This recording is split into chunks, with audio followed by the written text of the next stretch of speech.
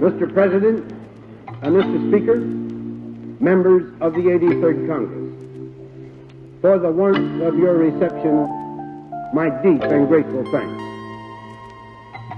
I welcome the honor of appearing before you to deliver my first message to the Congress. It is manifestly the joint purpose of the congressional leadership and of this administration to justify the summons to governmental responsibility issued last November by the American people.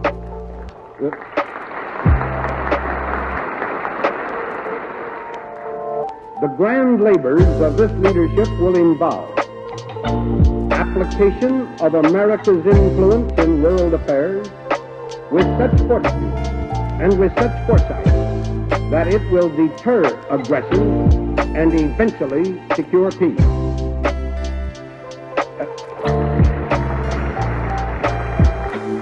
Next, the establishment of a national administration of such integrity and such efficiency that its honor at home will ensure respect abroad.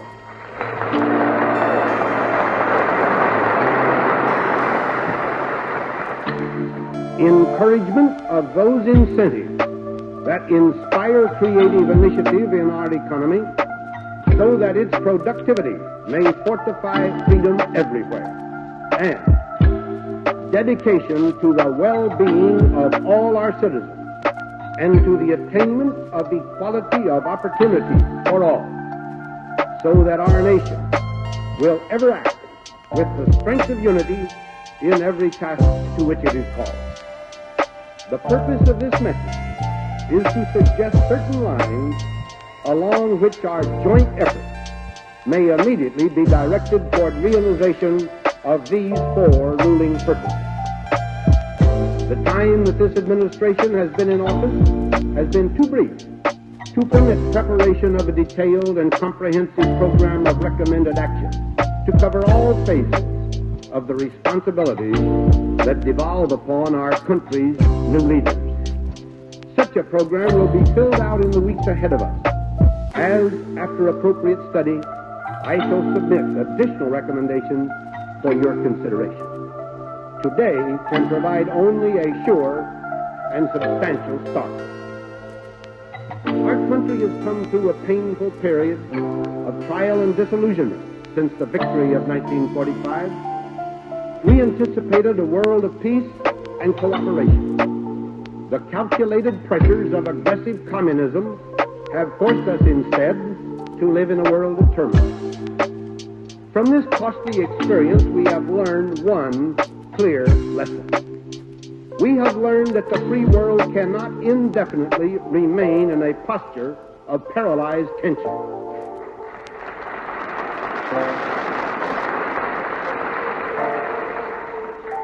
To do so leaves forever to the aggressor the choice of time and place and means to cause greatest hurt to us, at least cost to himself. This administration has therefore begun the definition of a new, positive foreign policy.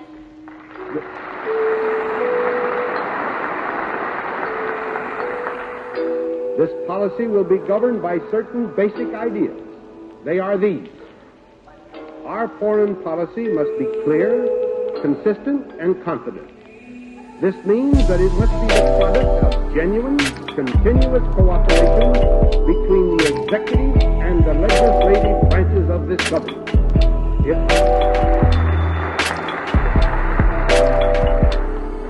It must be developed and directed in the spirit of true bipartisanship.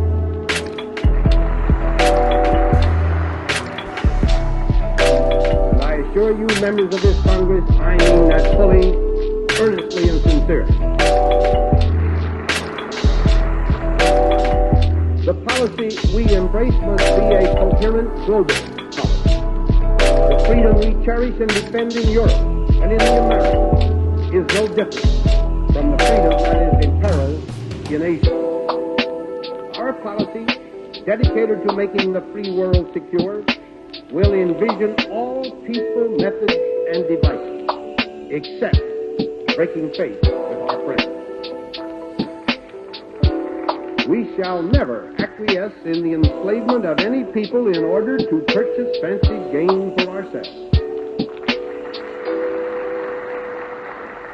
I shall ask the Congress at a later date to join in an appropriate resolution making clear that this government recognizes no kind of commitment contained in secret understandings of the past with foreign governments which permit this kind of enslavement.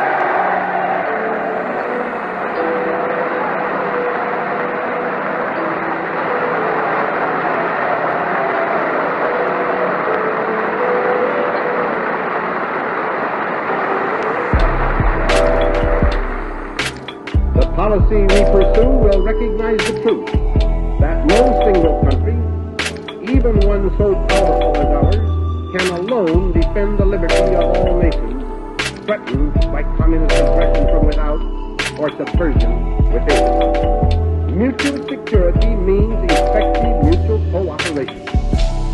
For the United States, this means that, as a matter of common sense and national interest, we shall give help to other nations in the measure that they strive earnestly to do their full share of the common task.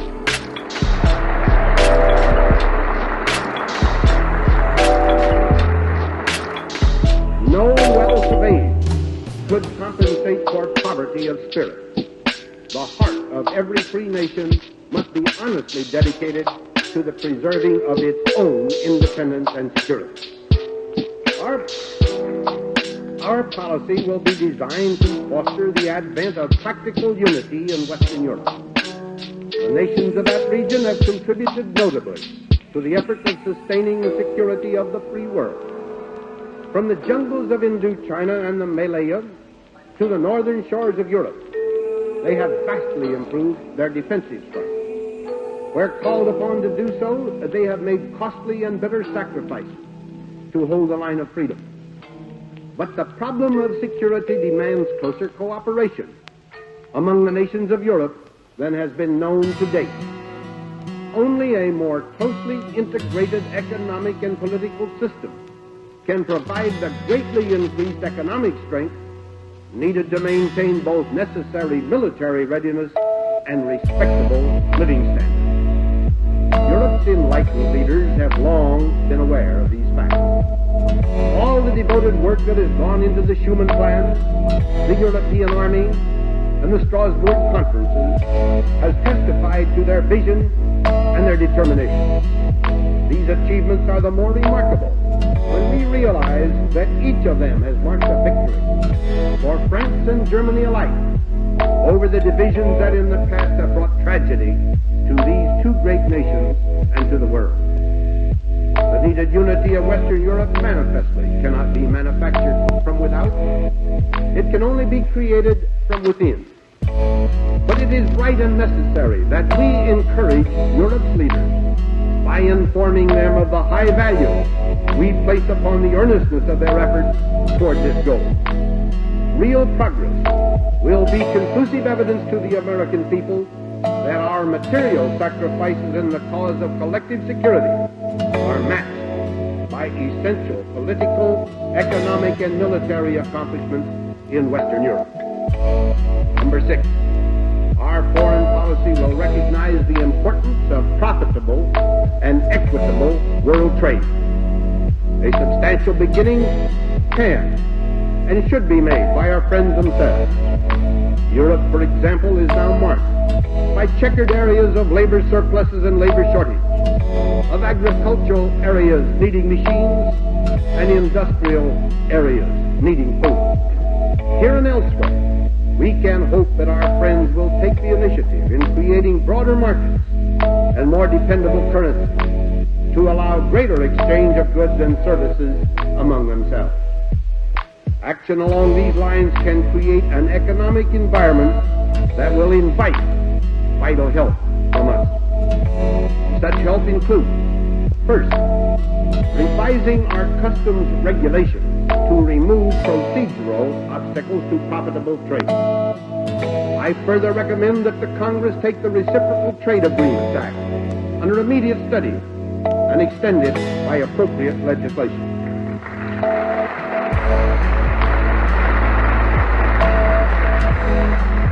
This objective must not ignore legitimate safeguarding of domestic industries, agriculture, and labor standards.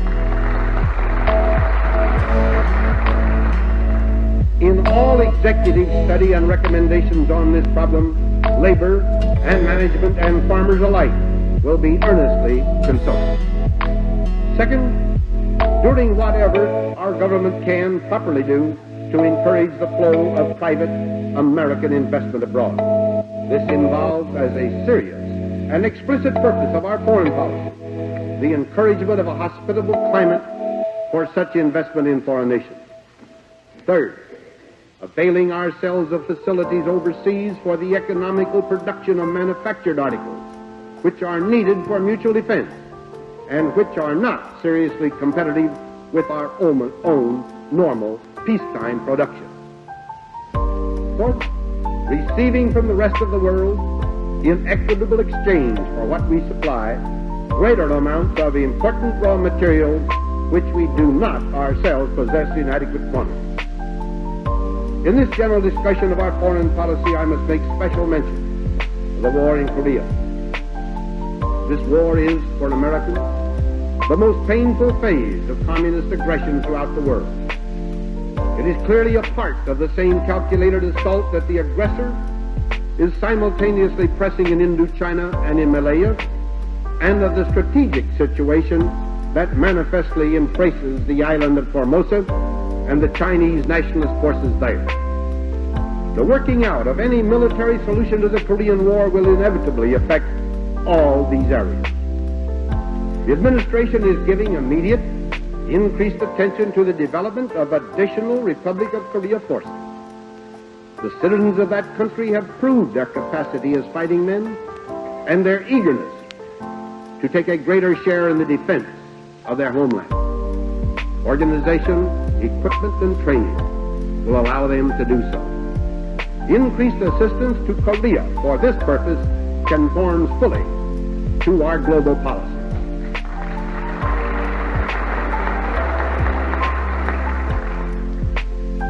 In June 1950, following the aggressive attack on the Republic of Korea, the United States 7th Fleet was instructed both to prevent attack upon Formosa and also to ensure that Formosa should not be used as a base of operations against the Chinese Communist mainland. This has meant, in effect, that the United States Navy was required to serve as a defensive arm of Communist China. Regardless of the situation of 1950, since the date of that order, the Chinese Communists have invaded Korea to attack the United Nations forces there. They have consistently rejected the proposals of the United Nations Command for an armistice. They recently joined with Soviet Russia in rejecting the armistice proposal sponsored in the United Nations by the government of India. This proposal had been accepted by the United States and 53 other nations. Consequently, there is no longer any logic or sense in a condition that required the United States Navy to assume defensive responsibilities on behalf of the Chinese Communists.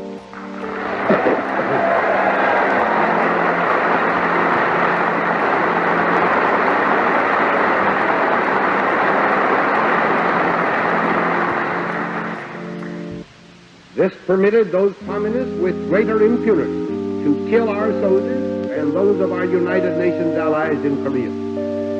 I am therefore issuing instructions that the 7th Fleet no longer be employed to shield Communist China.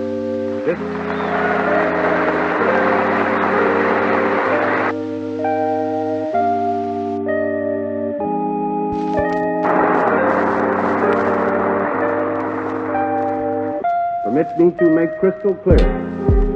This order implies no aggressive intent on our part, but we certainly have no obligation to protect a nation fighting in Korea.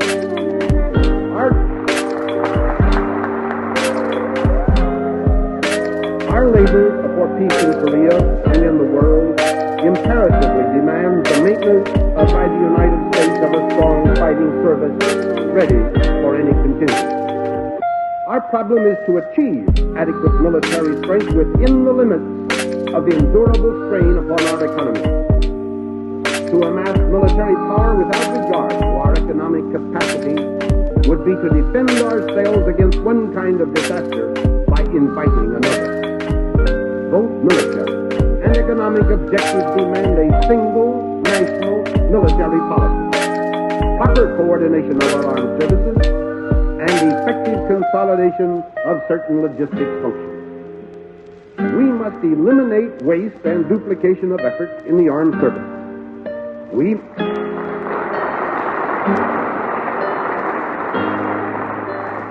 must realize clearly that size alone is not sufficient. The biggest force is not necessarily the best force. We want the best.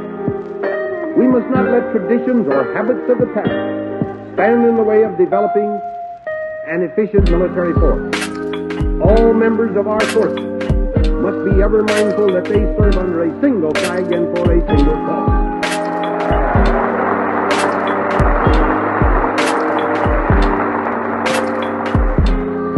We must effectively integrate our armament programs and plan them in such careful relation to our industrial facilities that we assure the best use of our manpower and our materials.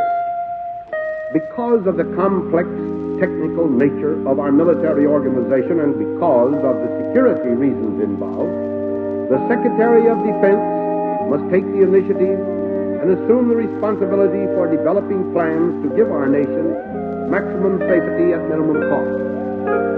Accordingly, the new Secretary of Defense and his civilian and military associates will in the future recommend such changes in present laws affecting our defense activities as may be necessary in order to clarify responsibilities and improve the total effectiveness of our defense efforts.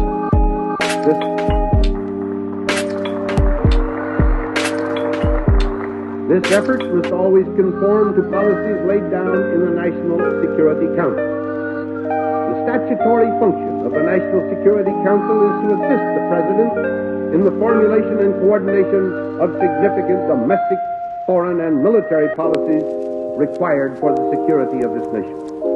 In these days of tension, it is essential that this central body have the vitality to perform effectively its statutory role. I propose to see that it does. Careful formulation of policies must be followed by clear understanding of them by all people. A related need, therefore, is to make more effective all activities of the government related to international information. I have recently appointed a committee of representative and informed citizens to survey this subject and to make recommendations in the near future, legislative, administrative, or any other action. A unified and dynamic effort in this whole field is essential to the security of the United States and of the other people in the community of free nations. There is but one sure way to avoid global war, and that is to win the Cold War.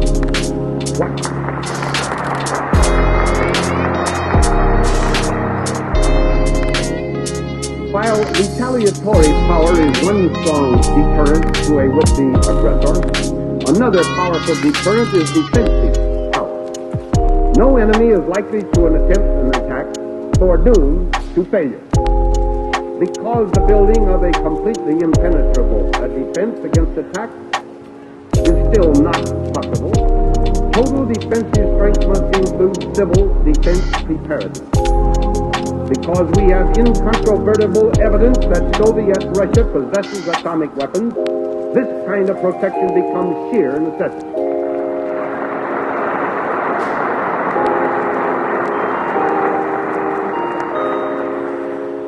Civil defense responsibilities primarily belong to state and local governments, including the recruiting, training, and organizing volunteers to meet any emergency. The immediate job of the federal government is to provide leadership, to supply technical guidance, and to continue to strengthen its civil defense stockpile of medical, engineering, and related supplies and equipment.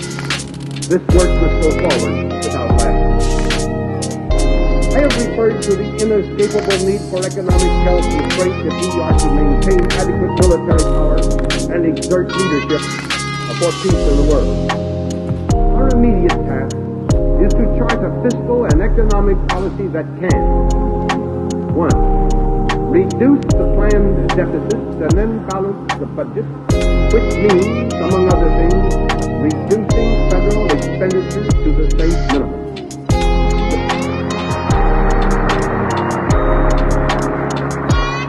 2. This policy must be able to meet the huge costs of our defense. 3. Properly handle the burden of our inheritance of debt and obligation. 4. Check the menace of inflation. 5. Work toward the earliest possible reduction of the tax burden. 6. Make constructive plans to encourage the initiative of our citizens. It is important that all of us understand that this administration does not and cannot begin its task with a clean slate. Much already has been written on the record beyond our power quickly to erase or to amend. This record includes our inherited burden of indebtedness and obligations and debt. The current year's budget, as you know, carries a $5.9 billion deficit. And the budget, which was presented to you before this administration took office, indicates a budgetary deficit of $9.9 billion for the fiscal year ending June 30th, 1954. The national debt is now more than $265 billion. In addition, the accumulated obligational authority of the federal government for future payments totals over $80 billion. Even this amount is exclusive of large contingent liabilities, so numerous and extensive as to be almost beyond description. The bills for the payment of nearly all of the $80 billion of obligations will be presented during the next 4 years. These bills, added to the current costs of government we must meet, make a formidable burden. The present authorized government debt limit is $275 billion. The forecast presented by the outgoing administration with the fiscal year 1954 budget indicates that before the end of the fiscal year and at the peak of demand for payments during that year, the total government debt may approach and even exceed that limit. Unless budgeted deficits are checked, the momentum of past programs will force an increase of the statutory debt limit. Permit me this one understatement. To meet and to correct this situation will not be easy.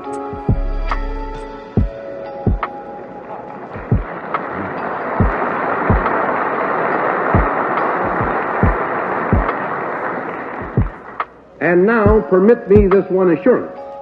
Every department head and I are determined to do everything we can to resolve it.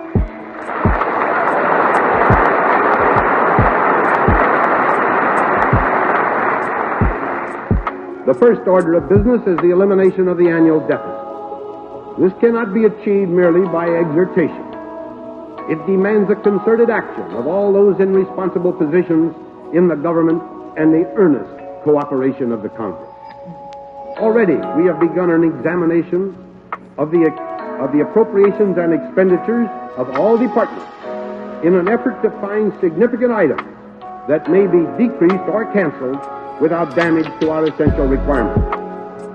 Getting control of the budget requires also that state and local governments and interested groups of citizens restrain themselves in their demands upon the Congress.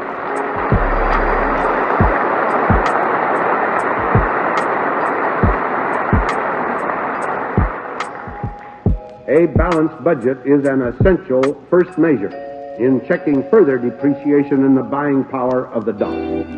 This is one of the critical steps to be taken to bring an end to planned inflation. Our purpose is to manage the government's finances so as to help and not hinder each family in balancing its own budget. Reduction of taxes will be justified only as we show we can succeed in bringing the budget under control.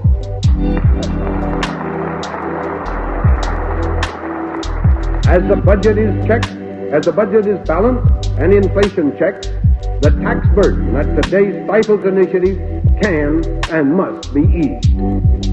Until we can determine the extent to which expenditures can be reduced, it would not be wise to reduce our revenue.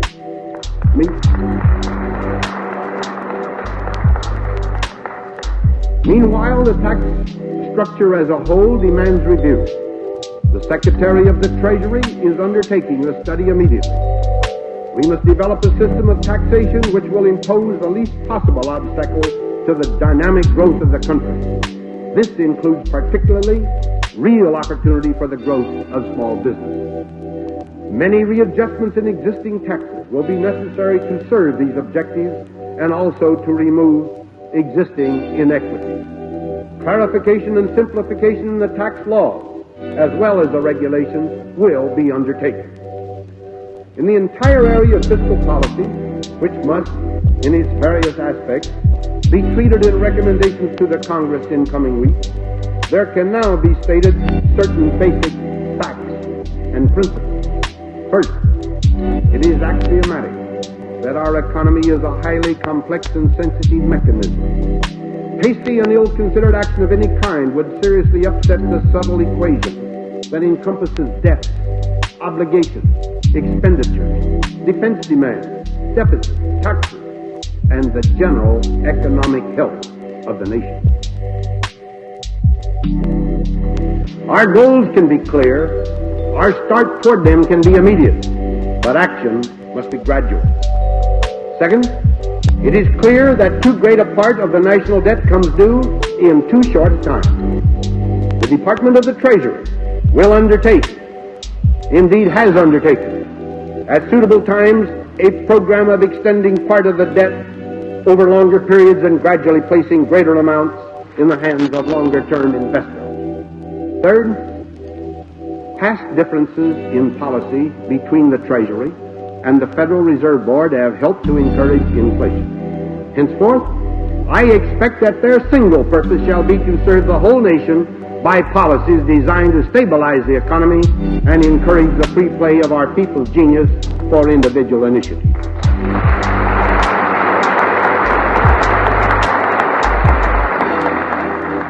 In encouraging this initiative, no single item in our current problems has received more thoughtful consideration by my associates and by the many individuals called into our councils than the matter of price and wage control by law. The great economic strength of our democracy has developed in an atmosphere of freedom.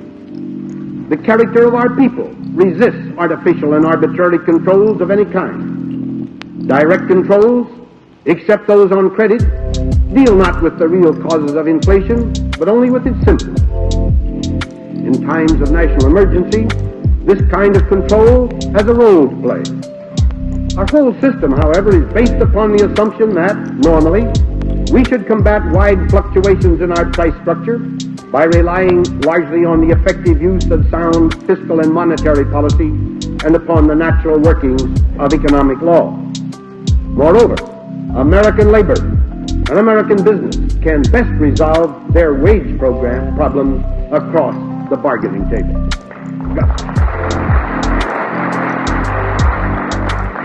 Government should refrain from sitting in with them unless, in extreme cases, the public welfare requires protection. We are, of course, living in an international situation that is neither an emergency demanding full mobilization, nor is it peace. No one can know how long this condition will persist. Consequently, we are forced to learn many new things as we go along, clinging to what works, discarding what does not. In all our current discussions on these and related facts, the weight of evidence is clearly against the use of controls in their present form. They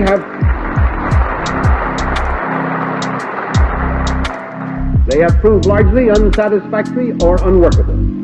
They have not prevented inflation. They have not kept down the cost of living.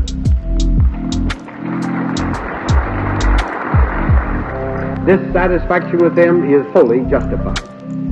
I am convinced that now, as well as in the long run, Free and competitive prices will best serve the interests of all the people and best meet the changing, growing needs of our economy.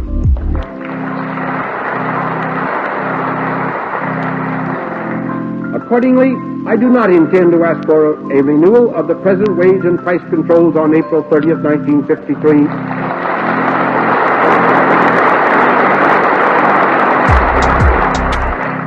In the meantime, steps will be taken to eliminate controls in an orderly manner and to terminate special agencies no longer needed for this purpose.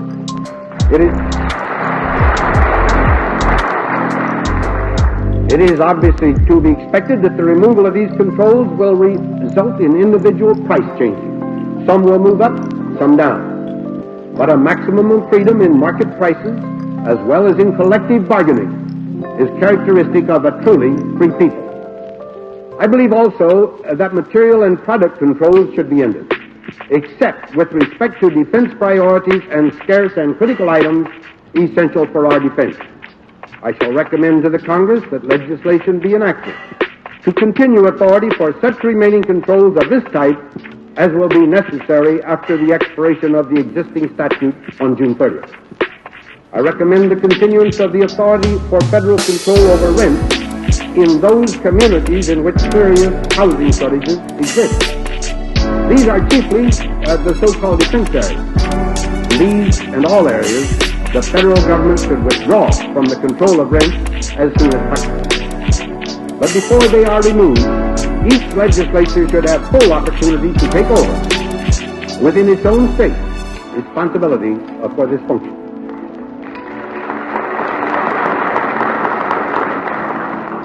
Now, it would be idle to pretend that all our problems in this whole field of prices will solve themselves by mere federal withdrawal from direct control. We shall have to watch trends closely. If the freer functioning of our economic system, as well as the indirect controls which can be appropriately employed, prove insufficient during this period of strain and tension, I shall promptly ask this Congress to enact such legislation as may be required. In facing all these problems, wages, prices, production, tax rates, fiscal policy, deficits, everywhere we remain constantly mindful that the time for sacrifice has not ended, but we are concerned with the encouragement of competitive enterprise and individual initiative, precisely because we know them to be our nation's abiding source of strength. A vast world responsibility, accents with urgency, our people's elemental right to a government whose clear qualities are loyalty, security, efficiency, economy, and integrity. The safety of America and the trust of the people alike demand that the personnel of the federal government be loyal in their motives and reliable in the discharge of their duties. Only a combination of both loyalty and reliability promises genuine security. To state this principle is easy. To apply it can be difficult. But this security we must and we shall have. By way of example, all principal new appointees to departments and agencies have been investigated at their own request by the Federal Bureau of Investigation. Confident of your understanding and cooperation, I know that the primary responsibility for keeping out the disloyal and the dangerous rests squarely upon the executive branch. When this branch so conducts itself as to require policing by another branch of the government, it invites its own disorder and confusion. I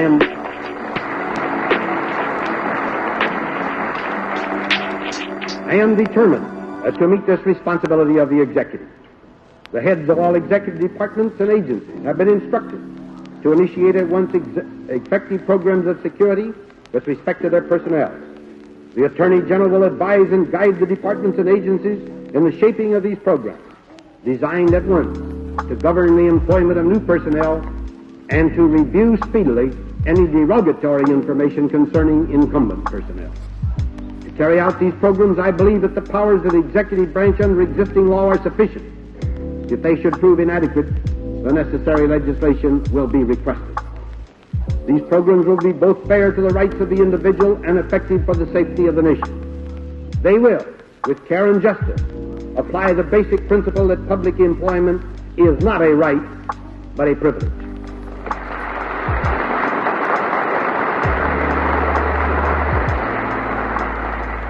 All these measures have two clear purposes. Their first purpose is to make certain that this nation's security is not jeopardized by false servants.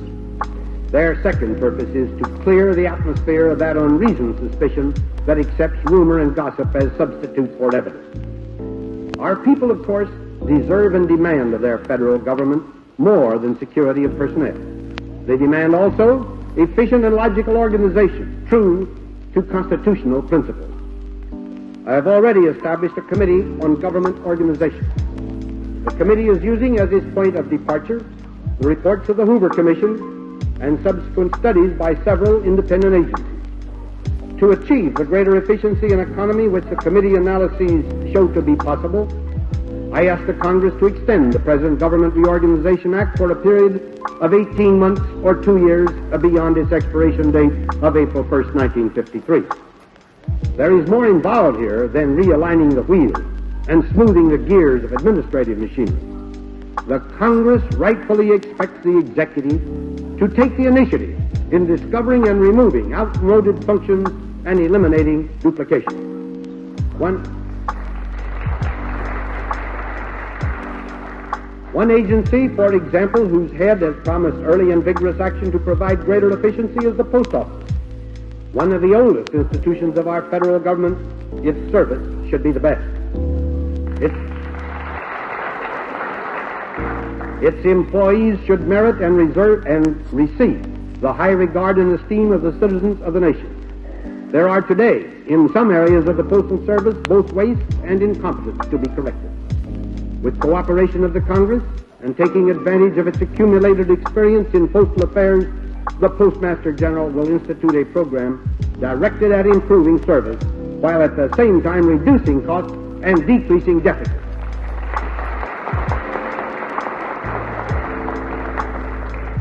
In all departments, dedication to these basic precepts of security and efficiency, integrity and economy can and will produce an administration deserving of the trust the people have placed in it. Our people have demanded nothing less than good, efficient government. They shall get nothing less.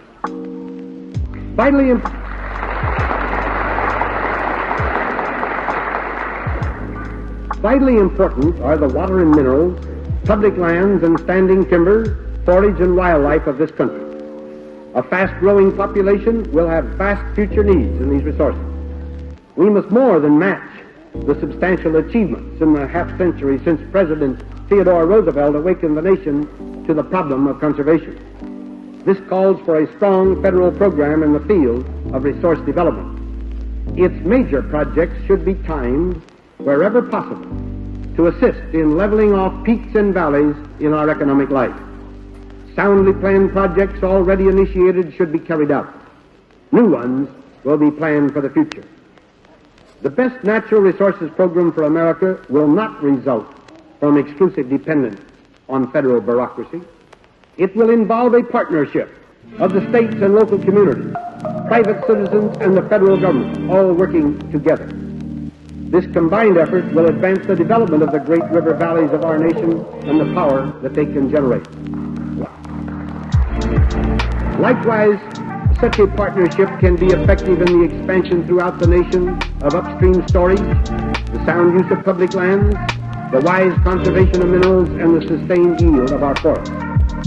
There has been much criticism, some of it apparently justified, of the confusion resulting from overlapping federal activities in this entire field of resource conservation. This matter is being exhaustively studied and appropriate reorganization plans will be developed.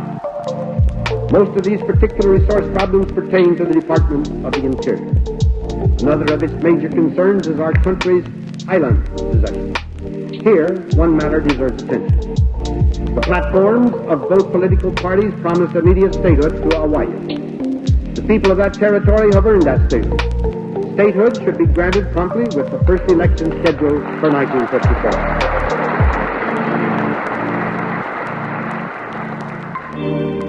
One of the difficult problems which face the new administration is that of the slow, irregular decline of farm prices. This decline, which has been going on for almost 2 years, has occurred at a time when most non-farm prices and farm costs of production are extraordinarily high.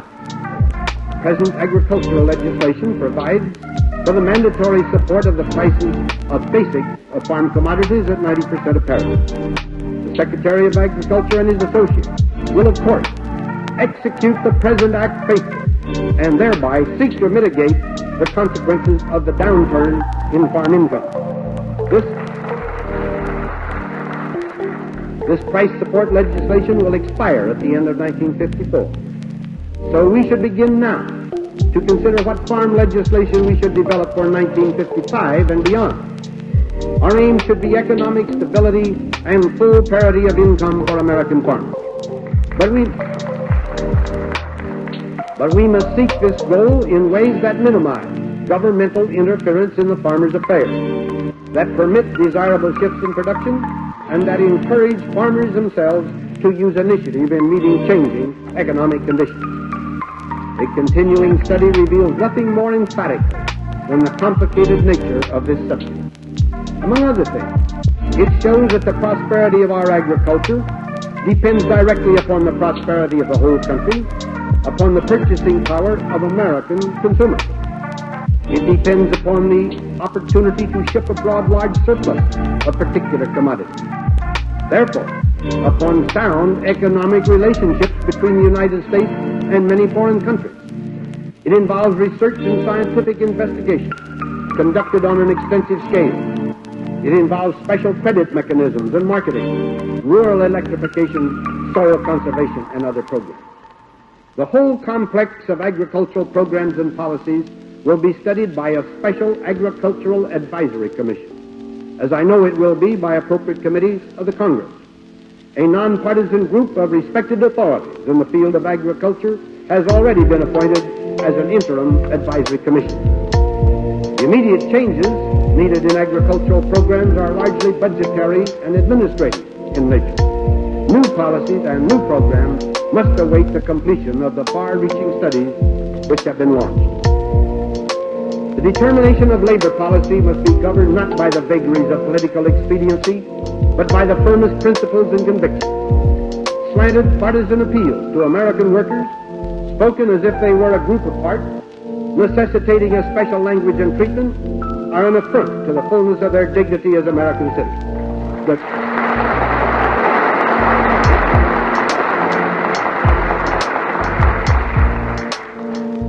The truth in matters of labor policy has become obscured in controversy. The very meaning of economic freedom as it affects labor has become confused. This misunderstanding has provided a climate of opinion favoring the growth of governmental paternalism in labor relations. This tendency, if left uncorrected, could end only by producing a bureaucratic despotism. Economic freedom is, in fact, the requisite of greater prosperity for every American who earns his own living.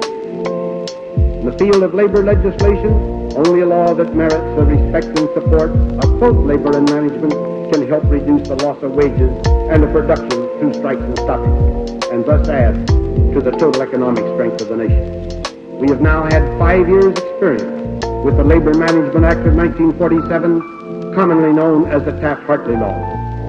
That experience has shown the need for some corrective action, and we should promptly proceed to amend that act. I know that the Congress is already proceeding with renewed studies of this subject. Meanwhile, the Department of Labor is at once beginning work to devise further specific recommendations for your consideration. In the careful working out of legislation, I know you will give thoughtful consideration, as will we in the executive branch, to the views of labor, of management, and of the general public. In this process, it is only human that each of us should bring forward the arguments of self-interest. But if all conduct their arguments in the overpowering light of national interest, which is enlightened self-interest, we shall get the right answers. I profoundly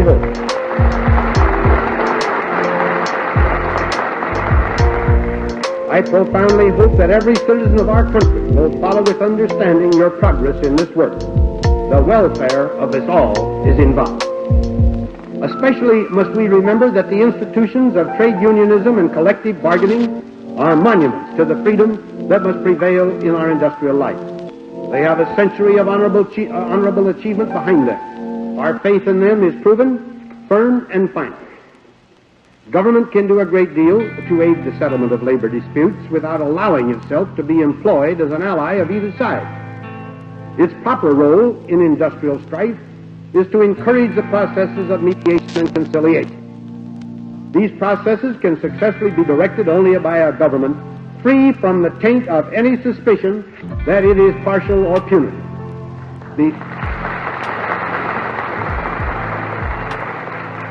The administration intends to strengthen and to improve the services which the Department of Labor can render to the worker and to the national community.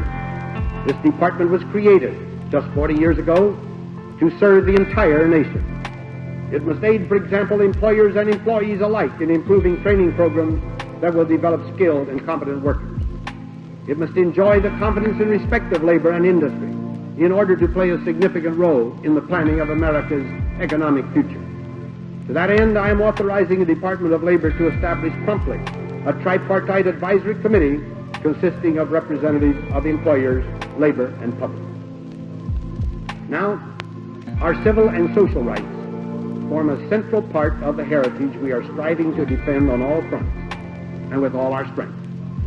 I believe with all my heart that our vigilant guarding of these rights is a sacred obligation binding upon every citizen. To be true to one's own freedom is, in essence, to honor and respect the freedom of all others. A cardinal ideal in this heritage we cherish is the equality of rights of all citizens of every race and color and creed. We know that discrimination against minorities persists despite our allegiance to this ideal. Such discrimination, confined to no one section of the nation, is but the outward testimony to the persistence of distrust and of fear in the hearts of men. This fact makes all the more vital the fighting of these wrongs by each individual, in every station of life, in his every deed. Much of the answer lies in the power of fact, fully publicized, of persuasion, honestly pressed, and of conscience, justly aroused. These are the methods familiar to our way of life, tested and proven wise. I propose to use whatever authority exists in the office of the President to end segregation in the District of Columbia, including the federal government, and any segregation in the armed forces. Here in the District of Columbia, serious attention should be given to the proposal to develop and to authorize, through legislation, a system to provide an effective voice in local self-government. While consideration of this proceeds, I recommend an immediate increase of 2 in the number of district commissioners to broaden representation of all elements in our local population. This will be a first step toward ensuring that this capital provide an honored example to all communities of our nation. In this manner, and by the leadership of the Office of the President, exercised through friendly conferences with those in authority in our states and cities, we expect to make true and rapid progress in civil rights and equality of employment opportunities. There is one sphere in which civil rights are inevitably involved in federal legislation. This is the sphere of immigration. It is a manifest right of our government to limit the number of immigrants our nation can absorb. It is also a manifest right of our government to set reasonable requirements on the character and the numbers of the people who come to share our land and our freedom. It is well for us, however, to remind ourselves occasionally of an equally manifest fact. We are, one and all, immigrants, or the sons and daughters of immigrants. Existing legislation contains injustice. It does, in fact, discriminate. I am informed by members of the Congress that it was realized at the time of its enactment that future study of the proper basis of determining quotas would be necessary. I am therefore requesting the Congress to review this legislation and to enact a statute which will at one and the same time guard our legitimate national interests and be faithful to our basic ideas of freedom and fairness to all. In another but related area, that of social rights, we see most clearly the new application of old ideas of freedom. This administration is profoundly aware of two great needs born of our living in a complex industrial economy. First, the individual citizen must have safeguards against personal disaster inflicted by forces beyond his control. Second, the welfare of the people demands effective and economical performance by the government of certain indispensable social services. In the light of this responsibility, certain great purposes and certain concrete measures are plainly indicated now. There is urgent need for greater effectiveness in our programs, both public and private, offering safeguards against the privations that too often come with unemployment, old age, illness, and accident. The provisions of the Old Age and Survivors Insurance Law should promptly be extended to cover millions of citizens who have been left out of the Social Security system. No less important is the encouragement of privately sponsored pension plans. Most important of all, of course, is renewed effort to check the inflation, which destroys so much of the value of all Social Security payments. Our school system demands some prompt, effective help. During each of the last 2 years, more than 1.5 million children have swelled the elementary and secondary school population of the country. Generally, the school population is proportionally higher in states with low per capita income. This whole situation calls for careful congressional study and action. I am sure you share my conviction that the firm conditions of federal aid must be proved need and proved lack of local income. One phase of the school problem demands special attention. The school population of many districts has been greatly increased by the swift growth of defense activities. These activities have added little or nothing to the tax resources of the communities affected. Legislation aiding construction of schools in these districts expires on June 30th. This law should be renewed, and likewise, the partial payments for current operating expenses for these particular school districts should be made, including the deficiency requirements of the current fiscal year. Public interest similarly demands one prompt specific action in protection of the general consumer. The Food and Drug Administration should be authorized to continue its established and necessary program of factory inspections. The invalidation of these inspections by the Supreme Court on December 8, 1952 was based solely on the fact that the present law contained inconsistent and unclear provisions. These should be promptly corrected. I am well aware that beyond these few immediate measures there remains much to be done. The health and housing needs of our people call for intelligently planned programs, involved of the solvency of the whole security system, and its guarding against exploitation by the irresponsible. To bring clear purpose and orderly procedure into this entire field, I anticipate a thorough study of the proper relationship among federal, state, and local programs.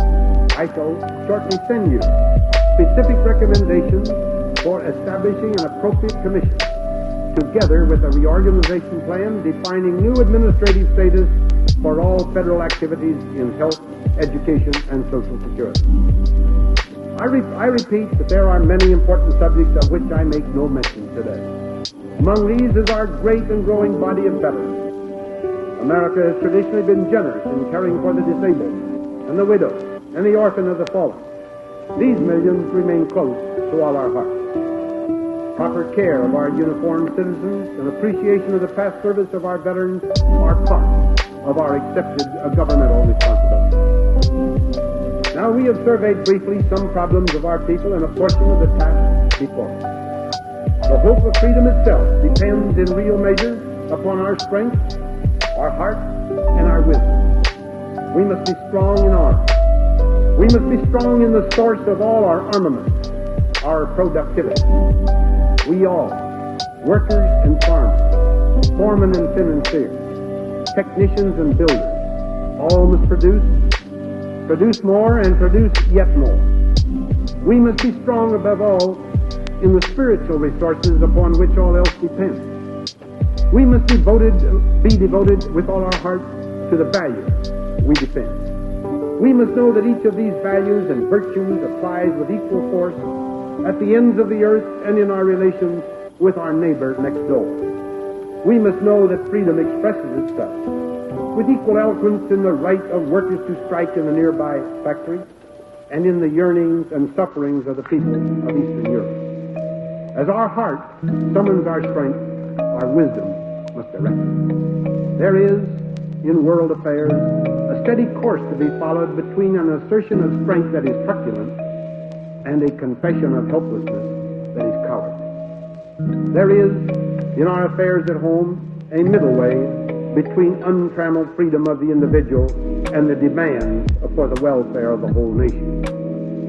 This way must avoid government by bureaucracy as carefully as it avoids neglect of the helpless. In every area of political action, free men must think before they can expect to win.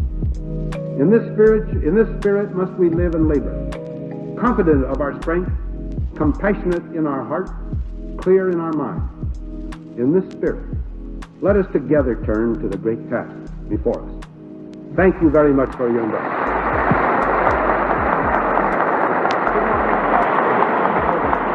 Great job.